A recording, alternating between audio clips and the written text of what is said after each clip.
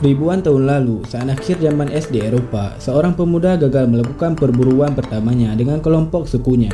Keda merupakan pemeran utama di film ini yang terjatuh dari tebing dan terluka. Ia dianggap telah mati dan ditinggalkan oleh kelompoknya dan harus bertahan hidup sendirian di padang gurun.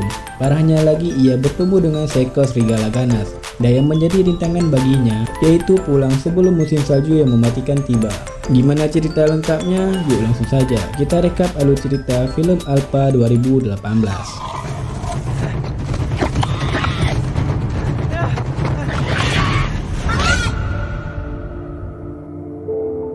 Film dibuka dengan diperlihatkan pasukan pemburu yang akan menyeleksi anak-anak muda yang akan ikut berburu. Mereka memberi perintah untuk membuat senjata dengan batu yang dipahat.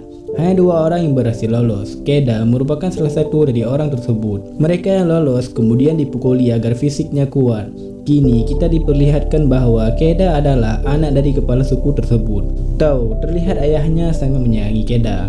Malamnya, mereka menggelar ritual bersama sebelum berburu besok. Paginya terlihat pasukan yang akan berburu sedang berpamitan dengan keluarganya masing-masing. Keda di sana juga berpamitan kepada ibunya yang terlihat sangat menyayanginya.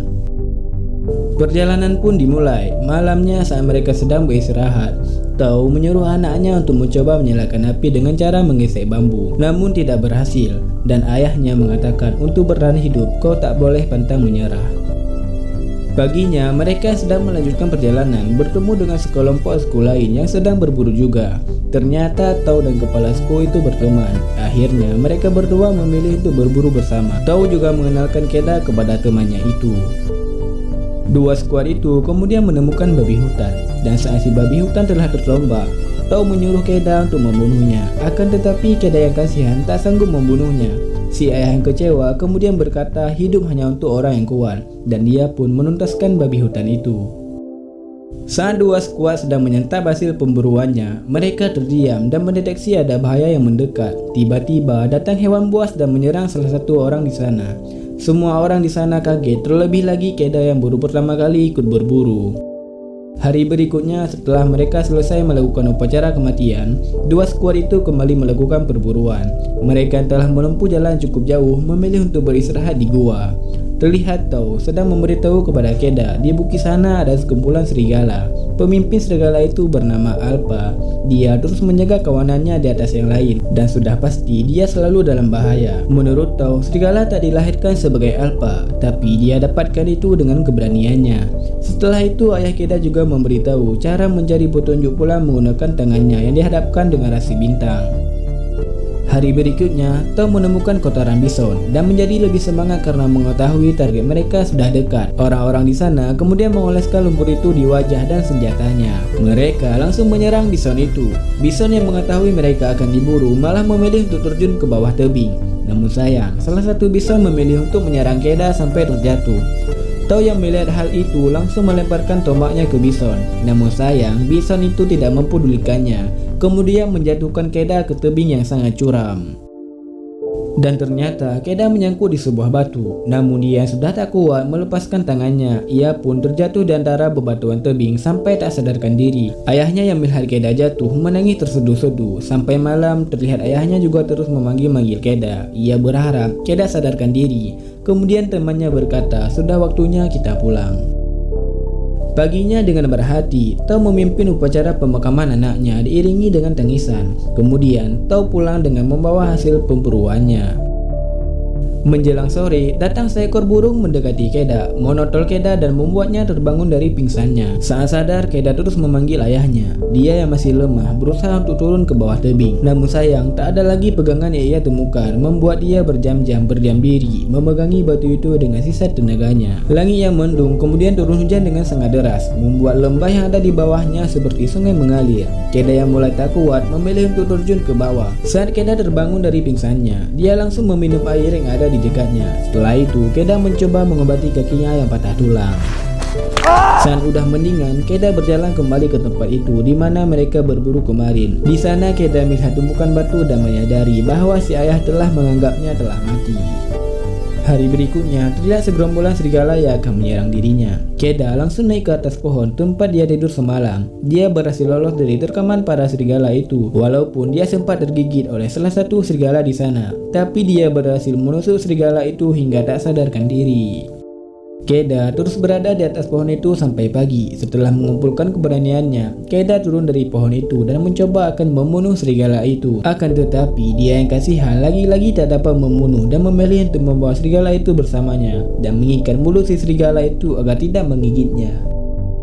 Saat dia sedang beristirahat di sebuah gua, Keda mencoba mengobati kakinya dan terlihat juga serigala itu sedang mencoba membuka ikatan di mulutnya dan berhasil. Keda yang baik hati kemudian memberikan minuman kepada si serigala itu walaupun dia masih sangat agresif. Keda yang mulai iba dengan serigala itu, terlihat dia sedang membersihkan lukanya. Kini Keda telah mempunyai jiwa pemburu dan berhasil menangkap seekor kelinci. Malamnya dia berkata kepada serigala itu jika dirinya belum sepenuhnya memaafkan dia atas kejadian kemarin. Keda mengatakan terserah dirinya akan memberi makanan kepadanya atau tidak. Tapi karena kasihan melihat hewan di depannya melengok kelaparan, kemudian ia memberi daging untuk serigala itu. Keda kemudian meregangkan tangannya sambil melihat rasi bintang. Dia meminta petunjuk kepada roh nenek moyangnya untuk memberitahu arah jalan pulang, seperti yang telah ayahnya ajarkan kepadanya. Paginya Keda yang berencana pulang mengucapkan kata pisah kepada serigala itu, tapi dia tetap tak mau pergi dari tempat itu, malah terus mengikuti Keda. Berkali-kali Keda mencoba mengusirnya, tapi tak berhasil. Sampai akhirnya Keda mau menerima serigala itu untuk ikut bersama dengannya.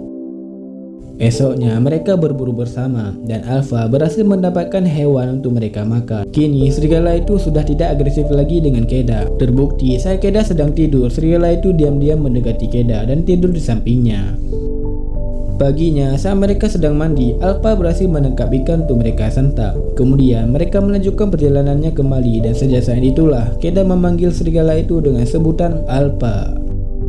Kini musim salju pun telah tiba. Suatu malam sekelompok serigala mendatangi Alpha. Alpha mencoba memberitahu kepada kawanannya jika manusia ini baik dan tidak membahayakan.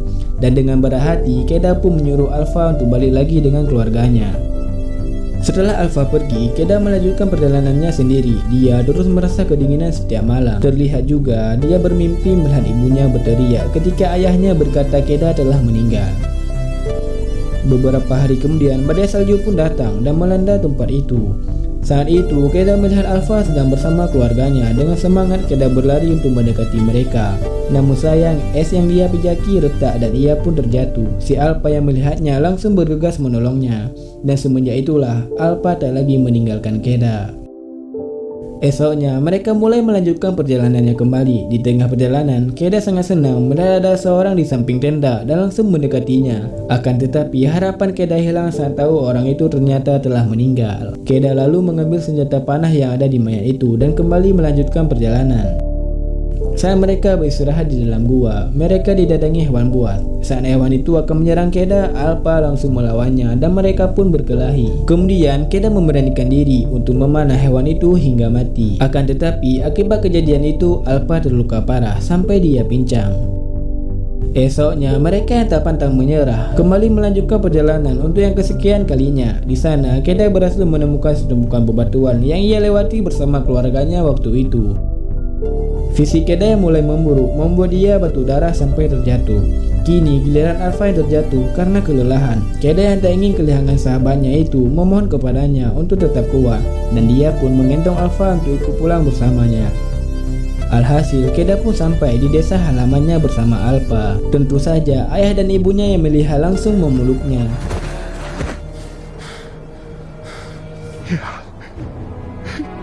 Ayah. Keda!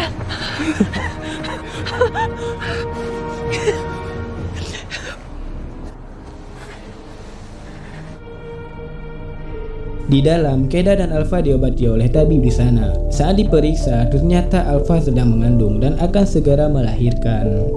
Dan semenjak itulah manusia dan serigala pun menjadi berteman dan film pun selesai. Jika kalian suka dengan ceritanya, jangan lupa untuk subscribe. Saya Ayong dan para jajaran tim yang bertugas, sampai jumpa di konten selanjutnya. Bye.